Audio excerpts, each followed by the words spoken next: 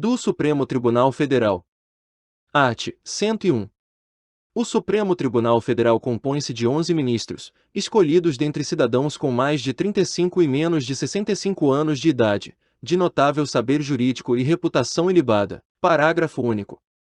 Os ministros do Supremo Tribunal Federal serão nomeados pelo Presidente da República, depois de aprovada a escolha pela maioria absoluta do Senado Federal. Art. 102. Compete ao Supremo Tribunal Federal, principalmente, a guarda da Constituição, cabendo-lhe e processar e julgar, originariamente, a ação direta de inconstitucionalidade de lei ou ato normativo federal ou estadual e a ação declaratória de constitucionalidade de lei ou ato normativo federal.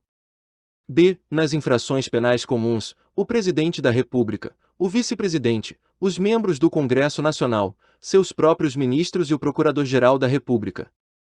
C. Nas infrações penais comuns e nos crimes de responsabilidade, os ministros de Estado e os comandantes da Marinha, do Exército e da Aeronáutica, ressalvado o disposto no artigo 52, e os membros dos tribunais superiores, os do Tribunal de Contas da União e os chefes de missão diplomática de caráter permanente. D. O habeas corpus, sendo paciente qualquer das pessoas referidas nas alíneas anteriores, o mandado de segurança e o habeas data contra atos do Presidente da República, das mesas da Câmara dos Deputados e do Senado Federal, do Tribunal de Contas da União, do Procurador-Geral da República e do próprio Supremo Tribunal Federal. E o litígio entre Estado estrangeiro ou organismo internacional e a União, o Estado, o Distrito Federal ou o território. F. As causas e os conflitos entre a União e os Estados, a União e o Distrito Federal, ou entre uns e outros, inclusive as respectivas entidades da administração indireta. G. A extradição solicitada por Estado estrangeiro.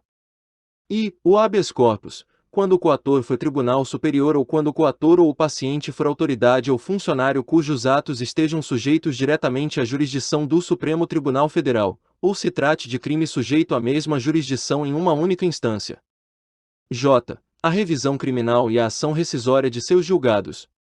L. A reclamação para a preservação de sua competência e garantia da autoridade de suas decisões.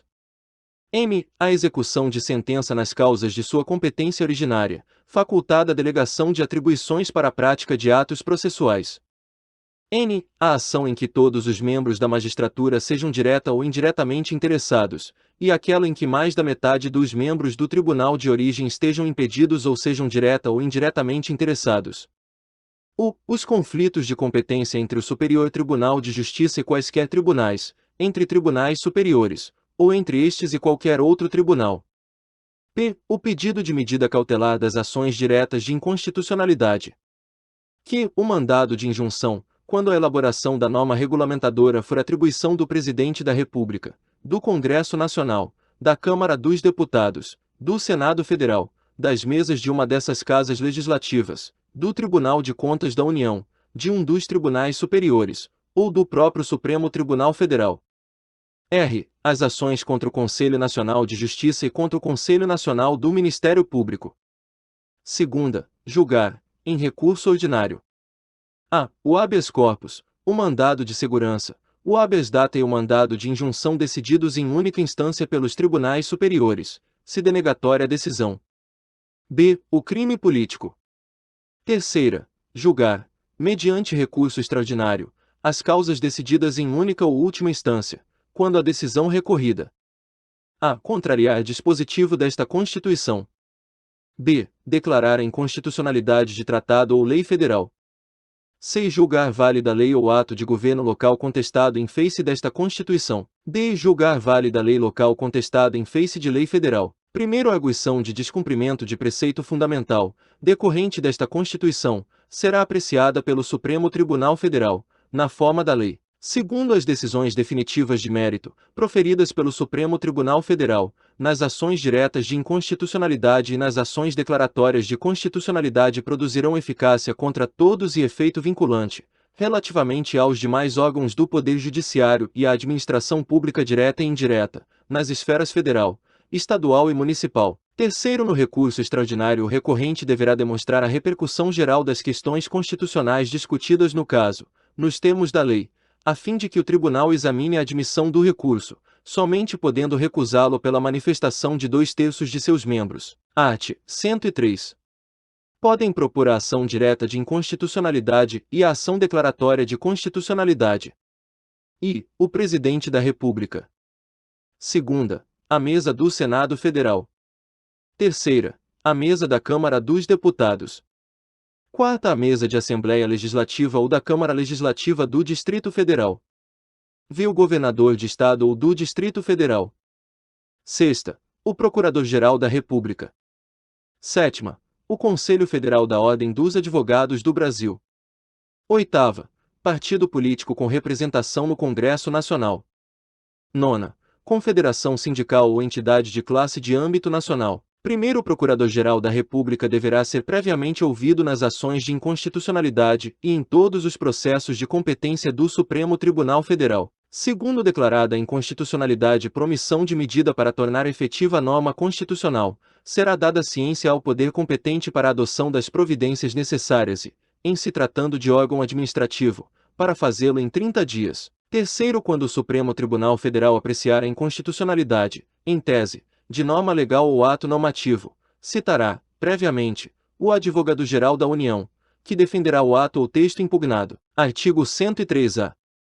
O Supremo Tribunal Federal poderá, de ofício ou por provocação, mediante decisão de 2/3 dos seus membros, após reiteradas decisões sobre matéria constitucional, aprovar súmula que, a partir de sua publicação na imprensa oficial, terá efeito vinculante em relação aos demais órgãos do Poder Judiciário e à administração pública direta e indireta, nas esferas federal, estadual e municipal, bem como proceder à sua revisão ou cancelamento, na forma estabelecida em lei. Primeiro, a súmula terá por objetivo a validade, a interpretação e a eficácia de normas determinadas, acerca das quais haja controvérsia atual entre órgãos judiciários ou entre esses e a administração pública que acarrete grave insegurança jurídica e relevante multiplicação de processos sobre questão idêntica. Segundo, sem prejuízo do que vier a ser estabelecido em lei, a aprovação, revisão ou cancelamento de súmula poderá ser provocada por aqueles que podem propor a ação direta de inconstitucionalidade. Terceiro, do ato administrativo ou decisão judicial que contrariar a súmula aplicável ou que indevidamente aplicar,